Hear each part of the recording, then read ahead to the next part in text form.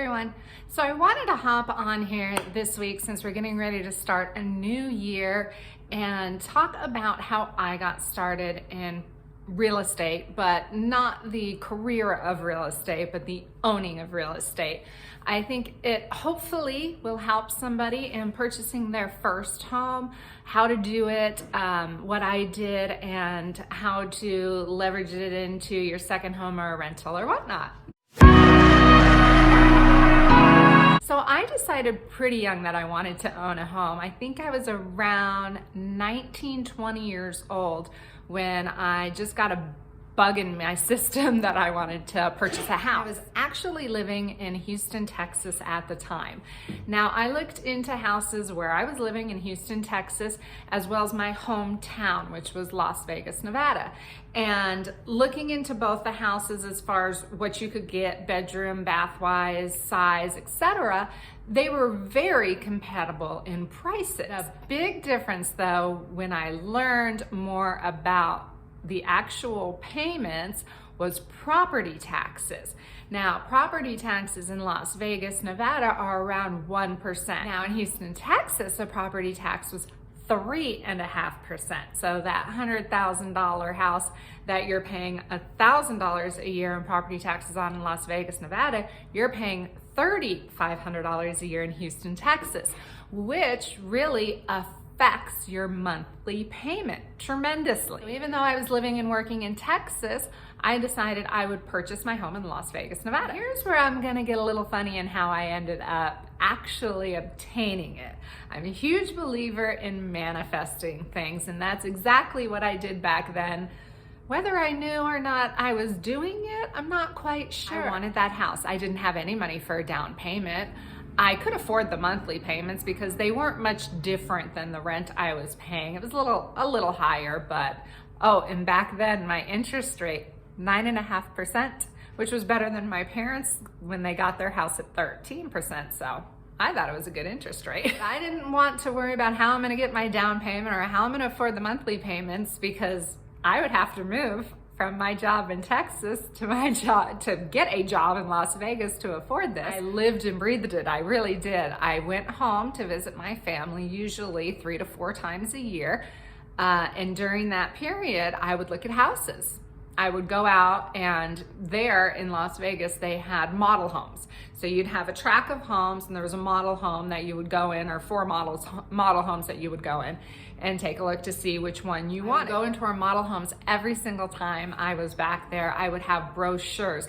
I would decorate these houses. I would plan them. I lived and breathed the fact that I was getting this house, even though I had really no clue or any start on getting it. I was able to start saving money and save a little more and save a little more. Back then, I believe you did have to have 20% down. So I was looking at, at least $20,000 plus closing costs. Slowly but surely, the money started adding up, and I started looking more seriously. When I got close to my goal, I went and hired a realtor. And so when I went into the city, I was able to go out and tour, 20, 30 homes during a weekend that I was out there.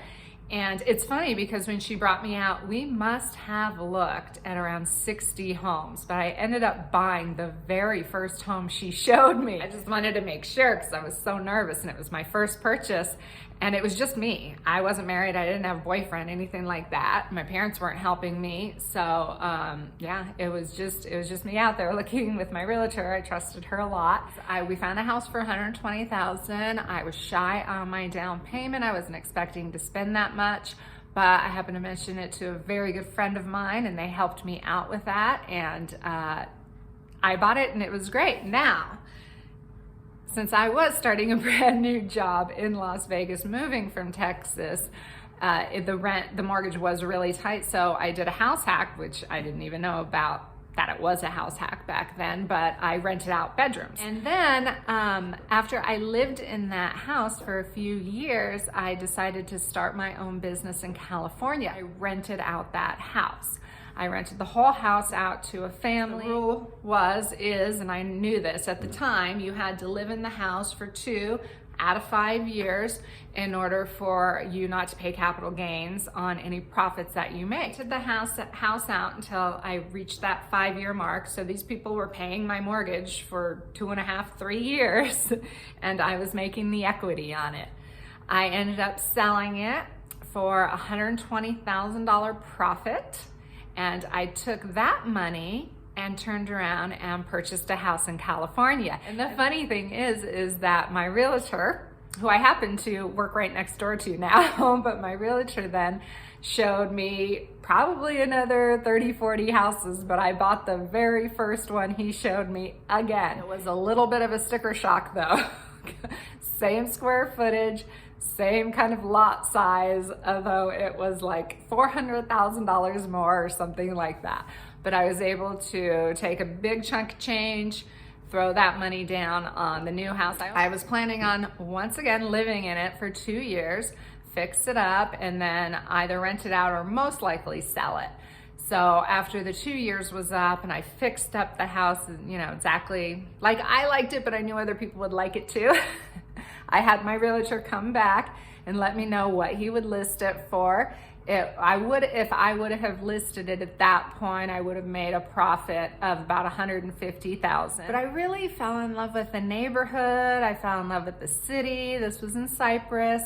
And I wanted to stay a little longer. So I ended up staying, but the mortgage was, you know, kind of hard to keep up with by myself. So I ended up putting out an ad for a roommate, once again, to help pay with the mortgage.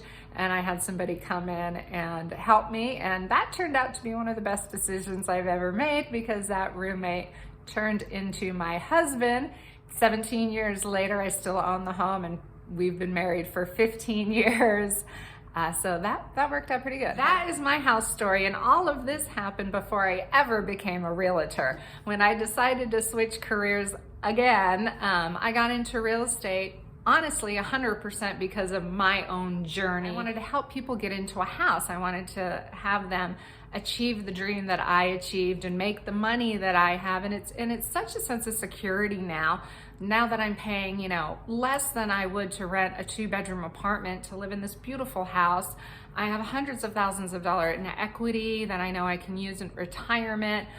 It's just a wonderful feeling I think, to be able to own your own home or to own a property and make money off of it and gain equity from it. It's a thing I think, honestly, everyone should invest in. And I understand the prices are a lot in California and not everyone can do it, but the house hacking is really good if you're able and in a position to get into a house for, you know, 3.5% down, get roommates to help you pay the mortgage, or even if you can't do it here, buy in another state. What state do you think you might want to live in one day or retire in, or just to own property? You know, you can get some really decent houses in the Midwest for $100,000, rent out and just have the house pay for itself. Maybe you can rent it for more than the mortgage and have some income coming in, and that can be your retirement. It doesn't have to be in the same state that you live in. Maybe get a duplex out here if you already have a family and your family lives in one unit and another family lives in another unit to help pay the mortgage that way.